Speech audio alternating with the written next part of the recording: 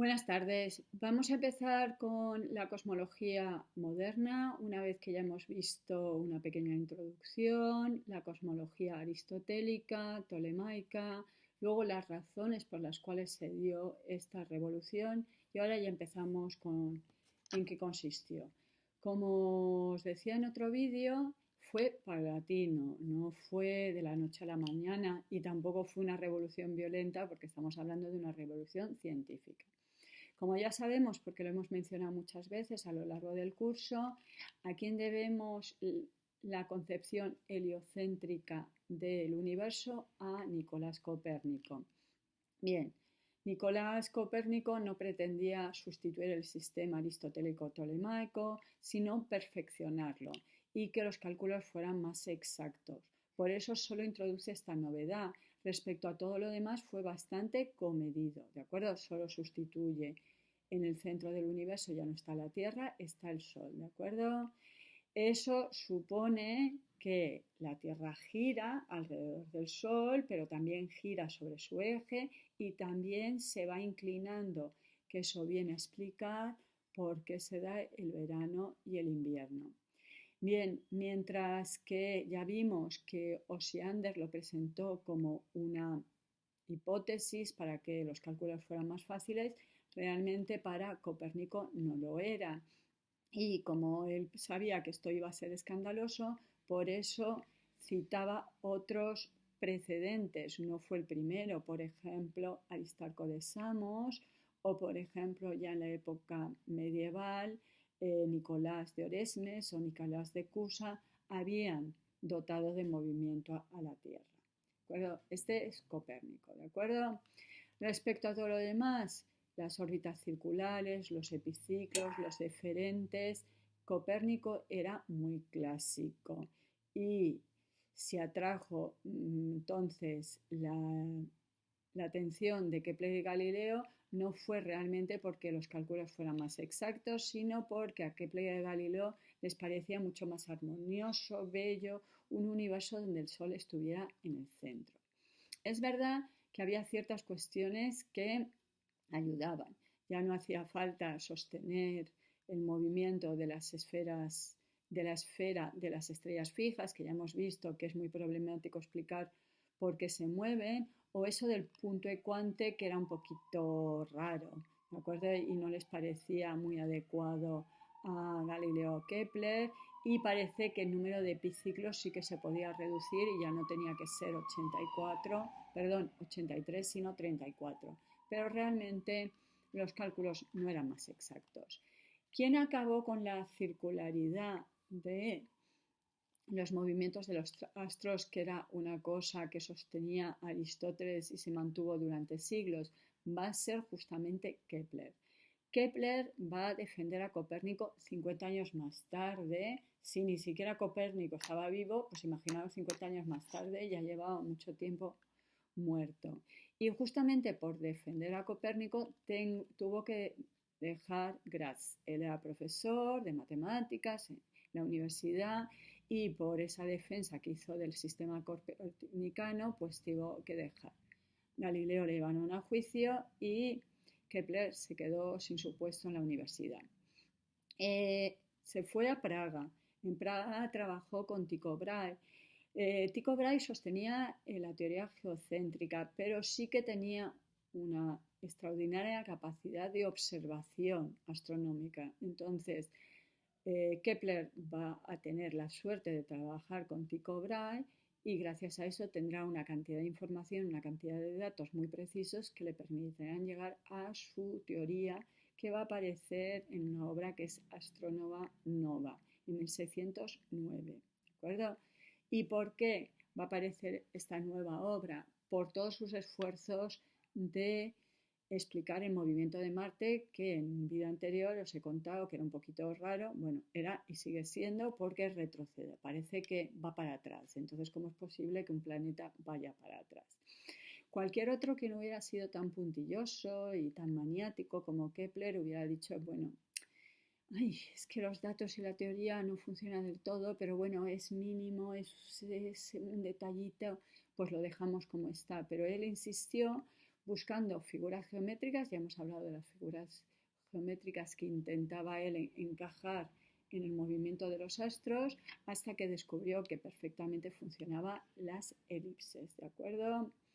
Entonces, este es Kepler y estas son las 3 leyes de Kepler, ¿de acuerdo? La primera, la órbita de un planeta es una elipse con el Sol situado en uno de los focos de la elipse. Ya vemos, por lo tanto, que el movimiento de los planetas no es circular, sino es en una elipse. 2. El radio vector del planeta barre espacios iguales en tiempos iguales. Ahora veremos una imagen y se va a ver mucho más fácil. ¿Qué quiere decir? Que ya no es uniforme el movimiento y la proporción de los cuadrados de los periodos orbitales de cualesquiera dos planetas equivale a la proporción de los cubos de las distancias medias de los planetas respecto al Sol. Nos quedamos con la imagen de esta fórmula matemática. Aunque no entendamos la fórmula matemática, entendemos que esta tercera ley va a ser sumamente importante, aunque no tenga absolutamente ninguna aplicación práctica, porque es la fórmula del universo. La primera y la segunda tratan del movimiento de un planeta en una elipse. La tercera es ya la relación entre las distintas órbitas de los distintos planetas, ¿de acuerdo? Decía que aquí se ve mejor. Vemos el Sol, es una elipse, esto es un foco, ya no es un círculo, y luego estas son las áreas. ¿Qué nos está diciendo Kepler? Que de aquí, punto 1 a punto 2, se mueve el planeta en el mismo tiempo que del punto 3 al punto 4, porque las áreas son las mismas. Bien, ya podemos empezar a darnos cuenta que Kepler le está dejando el trabajo bastante hecho a Newton, ¿vale? Con esto no digo yo que Newton no fuera un genio, era un verdadero genio, pero si aquí va más rápido y aquí va más lento y aquí está más cerca y aquí está más lejos, bueno, pues parece que a lo mejor la distancia al Sol es lo que explica que los astros se mueven, los planetas se mueven más rápido o más lento, ¿no? Como os decía, las dos primeras leyes modifican el sistema de Copérnico, destruían dos principios fundamentales de Aristóteles, la circularidad de los movimientos y la uniformidad. Además, por primera vez nos cargamos epiciclos, deferentes, puntos cuantes, todo fuera. La simplicidad es increíble. Y además la simplicidad es una fórmula matemática. Qué bien, qué pitagórico soy, que el universo se reduce a una fórmula matemática. La belleza, la armonía del universo ya no es lo que observo, lo que veo, sino esas matemáticas que me permiten entender, como decía Galileo, el universo. Y además, por primera vez, hay un acuerdo perfecto entre las predicciones y las observaciones. La teoría se une a la observación por primera vez. La tercera ley, como os decía, sería la ley del universo. Aparece más tarde en un libro que se llama La armonía del mundo. Y mirad qué título más pitagórico. El universo tiene una razón de ser, una fórmula, ¿de acuerdo? Que ya tenemos. Respecto a la heterogeneidad del universo, ¿quién va a acabar con ello? Copérnico, ya vemos, hace que ya no pensemos que la Tierra está en el centro. Kepler, con sus leyes, ya no son movimientos circulares y uniformes. Bien, tenía sentido entonces pensar que las estrellas, el Sol, la Luna y los planetas eran de un material distinto a la Tierra. Si la Tierra ya es un planeta más, pues obviamente no. ¿Y quién acaba con esta teoría de la heterogeneidad del universo? Va a ser Galileo. Galileo, como os he dicho, no es un astrónomo. Sus teorías son de la mecánica, es decir, el movimiento en este mundo, no en los astros. La teoría astronómica es de Kepler.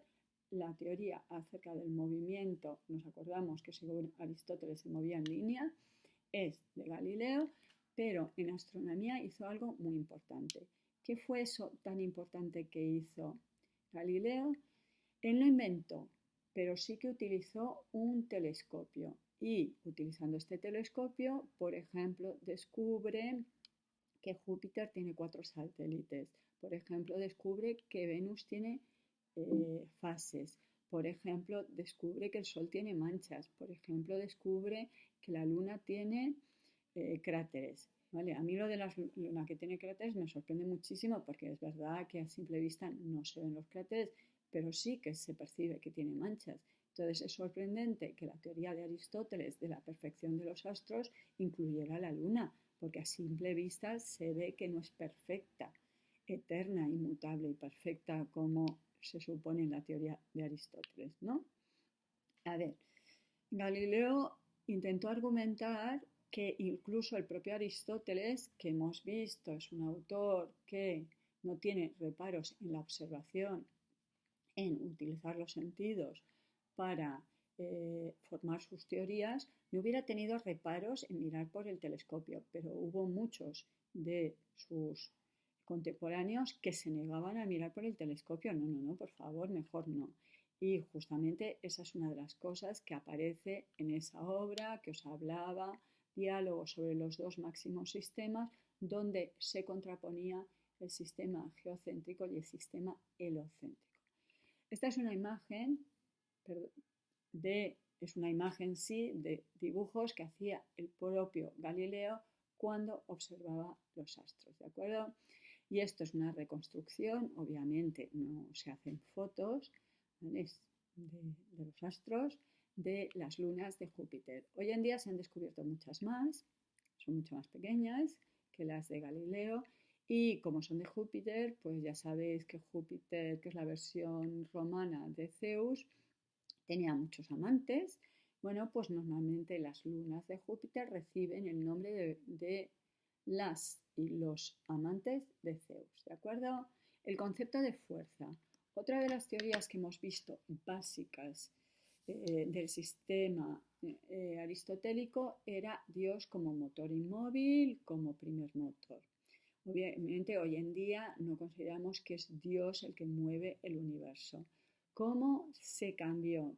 Bueno, ya sabéis que hoy en día tenemos un concepto que es el concepto de inercia, pero ese concepto de inercia costará siglos en aparecer. Hoy en día consideramos que Marte, Saturno, Júpiter se mueven. ¿Por qué? Porque hay algo que los mueve, un angelito, una fuerza, un motor, tiene un motorcito que le mueve. No. Consideramos al revés, que si Marte está en movimiento no hay razón alguna para que se pare, y si Saturno está en movimiento no hay razón alguna para que se pare. Todos hemos visto alguna película donde aparecen astronautas y de repente se suelta algo y empieza a flotar, ¿vale? Y no se para, no se cae. ¿Por qué? Porque estamos en el espacio, no hay aire, no hay resistencia. Entonces, si algo empieza a moverse, pues infinito, se pasará ahí siglos y siglos moviéndose en el espacio, porque no hay nada que lo vaya a parar. Eso es la inercia. Bien, el antecedente de la inercia es la teoría del ímpetus, y es un señor que se llama Buridán. A lo mejor no suena Buridán por el burrito de Buridán, que ya vimos que no era un burrito, que era un perro, el de los dos haces, que no sabía si izquierda o derecha porque están a la misma distancia y son de la misma calidad y la misma cantidad, y pobrecito yo, no sé si a derecha o a izquierda, me muero. Vale, pues este señor también le dio por la física, como veis, y entonces habló del ímpetus. El problema sobre todo eran con los proyectiles. Por ejemplo, cuando tira una flecha, porque una flecha no va en círculos como se suponía que los astros, tampoco va en línea, ¿no? Hace una parábola. Lo del movimiento en parábola se lo debemos a Galileo. Vale, ¿por qué hace este movimiento así? Porque no cae, pero ¿por qué tampoco es circular? No se entendía. Entonces, bueno, el ímpetus era el intento de que yo le doy algo a la flecha que hace que se mueva un poquito, pero luego ya deja de moverse y luego se cae, ¿vale? A ver, es un concepto que no viene a explicarlo bien, pero es un intento de explicar por qué los proyectiles no hacen movimientos lineales. Si vemos cuál fue el desarrollo de Kepler, veremos cómo se va creando el concepto que nos parece hoy en día física normalísimo, que es una fuerza, ¿no? Al principio, Kepler hablaba de inteligencias. Las inteligencias eran la forma culta de hablar de unos ángeles. Cada planetas, Saturno, Venus, Júpiter, tenía su ángel, su inteligencia que los movía. Posteriormente empezó con esta teoría del ímpetus, que ya hemos visto no es del todo. Y cuando leyó justamente un tratado sobre el magnetismo, empezó a pensar que a lo mejor el Sol era un gran imán. ¿Por qué el magnetismo es muy interesante? Porque es una fuerza a distancia, cosa que se negaba a Aristóteles. Para Aristóteles todos los movimientos tenían que ser por contactos, ¿de acuerdo? Y de ahí vemos cómo justamente está dando Kepler los pasos para crear la noción de fuerza, que obviamente en el sistema de Newton será donde se explique, porque como os decía, Newton va a unir las teorías de Kepler, que hablan del movimiento de los astros, y las teorías de Galileo, que hablan del universo, perdón, de la Tierra, el movimiento de la Tierra. Bien, vamos a ver cómo del universo limitado vamos a pasar a un universo infinito, ¿de acuerdo? Ya no había esferas cristalinas, entonces podemos empezar a plantearnos si realmente el universo tiene límites.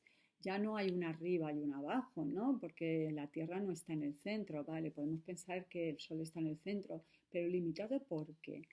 A ver, las observaciones de Galileo con el telescopio ya hizo que se plantearan que el universo era más grande de lo que se pensaba. Por ejemplo, se comprobó que a la Vía Láctea era un montón de estrellas, que había nebulosas, que por lo tanto se podía pensar que igual que en nuestro sistema solar había otros sistemas solares, ¿de acuerdo?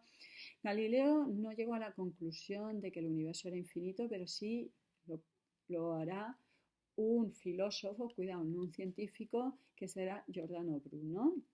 Y Giordano Bruno será también encarcelado por la Inquisición, será llevado a juicio igual que Galileo por osar decir que el universo era infinito, pero él no se retracta, no adjura y por lo tanto será quemado vivo en la hoguera.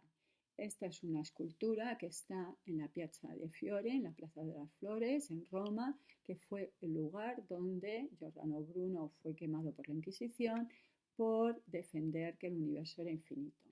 Giordano Bruno defendía que el universo era infinito no por cuestiones astronómicas o teorías físicas, sino porque consideraba que Dios era infinito y su creación podía ser infinita. Pero eso que implicaba que había infinitos mundos, infinitos universos y nosotros ya no éramos el centro del universo. Ya lo vimos en el tema sobre el ser humano, que durante siglos el ser humano, según Freud ya lo vimos, narcisismo humano, nos sentíamos maravillosos porque éramos el centro del universo y Dios nos había puesto en el centro para contemplar todo y éramos privilegiados. Bueno, pues parece para Giordano Bruno que no somos privilegiados. Hay muchos universos, hay muchos sistemas solares y nosotros somos unos más. Puede haber otros mundos y otros seres, ¿vale? Insoportable y esto no se podía decir en la época. A ver, Giordano Bruno no es el primero en decir que Dios es infinito, ¿vale? Nicolás de Cusa y Díguez también habían hablado del infinito, pero para uno Dios es infinito y para otro la corte de los ángeles era infinito. Como vemos, en la época medieval el infinito empieza a ser un rasgo positivo, Dios es infinito. Para los griegos la infinitud era la indeterminación, como los números no acaba y por lo tanto era inconcebible y como era inconcebible, por lo tanto era algo negativo. La infinitud a partir del medievo como atributo divino es algo por lo tanto positivo. Y para ver todos estos cambios que son muchos, del geocentrismo al heliocentrismo, de pensar que Dios es el motor inmóvil a una fuerza que mueve los astros, que hoy en día, aceptando la teoría de Newton, es la gravedad, y de ese mundo limitado a ese mundo infinito, tenéis un texto de Alexander Coiré, del mundo cerrado al universo infinito. ¿De acuerdo? Os dejo con el texto de Coiré. Hasta luego.